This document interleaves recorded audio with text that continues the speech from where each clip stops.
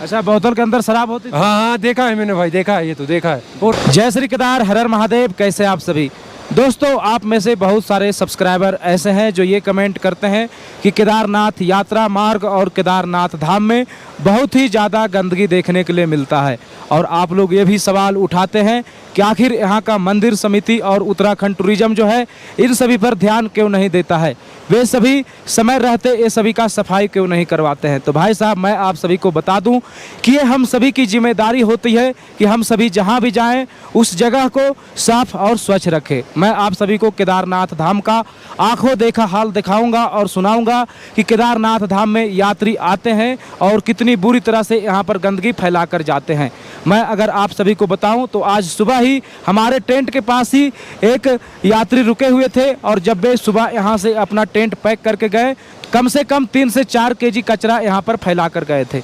बाद में जब मंदिर समिति वाले और यहाँ के सफाई कर्मी लोग आए तो वे लोग हम पर गुस्सा करने लगे थे। इसलिए मैंने आप सभी को सोचा कि ये बात आप सभी तक बताया जाए कि केदारनाथ धाम आप सभी आएँ तो सुंदर और स्वच्छ बनाकर रखें। और जिस प्रकार केदारनाथ धाम सुंदर और स्वच्छ आज दिखता है, हजारों साल तक इसी प्रकार सुंदर और स्वच्छ दिखे। इस बारे में मैं एक भाई से यहाँ पे चर्चा करता हूँ। ये कुछ बताएंगे सफाई के बारे में कि केदारनाथ धाम आप सभी आएँ तो किस प्रकार यहाँ रहें और जाते समय किस प्रकार यहाँ साफ सफाई करके जाए। तो भाई साहब, आपका शुभ नाम?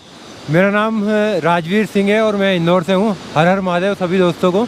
भाई साहब, अब ये बताइए, जो आप सुबह यहाँ पर देखे थे कि कितना ज़्यादा कचरा फैला हुआ था, साथ ही नशा वाला भी कुछ यहाँ पे चीज़ें फेंका हुआ था, इस बारे में आप क्या कहेंगे यात्रियों को कि अगर यहाँ पे आए तो मर्यादा में उसे किस प्रकार रहना चाहिए? बिल्कुल बिल्कुल भाई, पहले तो मैं ये बता दूं कि यहाँ पे नहीं, इवन जैसे मैंने ट्रैक किया यहाँ से, मैं ऋषिकेश से आया यहाँ तक, उसके बीच में भी मैंने कहीं देखा पहाड़ों में कचरा पड़ा है, कहीं बॉटलें पड़ी है, कहीं लोग मतलब वहीं कहीं शराब की बॉटलें हैं। तो लोग मतलब यहाँ तीर्थ स्थान पे यहाँ पे दर्शन के लिए आए या फिर ये सब करने आए, क्योंकि अगर ये सब आप घर में करेंगे तो अच्छा होगा। आप जहाँ पीते हैं वहीं फेंक देते हैं, कचरा जहाँ खाते हैं वहीं पॉलीथीन फेंक देते हैं, सारी चीज़ें रोड पे पड़ी रहती पहाड़ी पे। और फिर वो सिलसिला जो चला आया तो ऋषिकेश से देवप्रयाग, रुद्रप्रयाग, और वो फिर ख़त्म नहीं हुआ।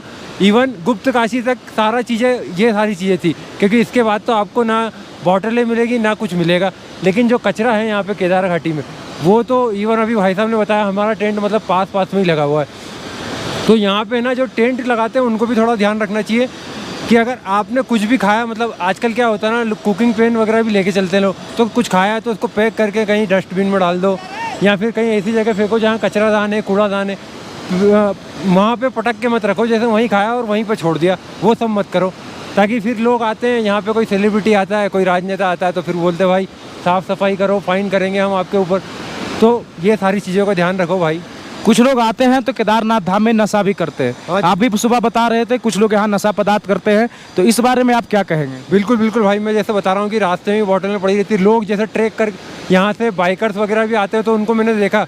तो यहाँ तीर्थ स्थान पे आ रहे तो तीर्थ स्थान पे ही आओ यार, घर जाके ये सब करो। ठीक है, सब करते हैं, थोड़ा बहुत करते हैं, जो भी है इंजॉय तो अपने हिसाब से करो, लेकिन यहाँ आ रहे हो तो फिर यहीं के हिसाब से आओ, क्योंकि तीर्थ स्थान में आप यहाँ मत्था टेकने आ रहे हो बाबा के यहाँ, ये सब चीज़ें मत करो यार। और रास्ते में भी आप मतलब ऐसा बताते हैं कि बॉटल के अंदर ग्लूकोज है या जो भी है, लेकिन मैंने देखा भाई साहब यहाँ पे बॉटलें भी चल रही है, खुलेआम चल रही है। अच्छा, बोतल के अंदर शराब होती थी? हाँ हाँ, देखा है मैंने भाई, देखा है, ये तो देखा है। और रास्ते में जैसे बैठने की जगह रहती है, वहाँ फिर थोड़ी देर सो जाते हैं लोग, और उस टाइप से चलते रहते हैं यार, देखा है मैंने। तो चलिए, अच्छी बात है। बाकी आप इस बार दर्शन के बारे में, हजारों श्रद्धालु जो केदारनाथ धाम आ रहे हैं उनके बारे में क्या कहना चाहेंगे? इस बार दर्शन के लिए क्या अच्छा व्यवस्था किया गया है, जो शेड बनाया गया है वो आपको कैसा लगा? बिल्कुल बिल्कुल भाई, दर्शन के लिए तो मतलब जैसे मैं 3 साल से मैं रेगुलर आ रहा हूँ।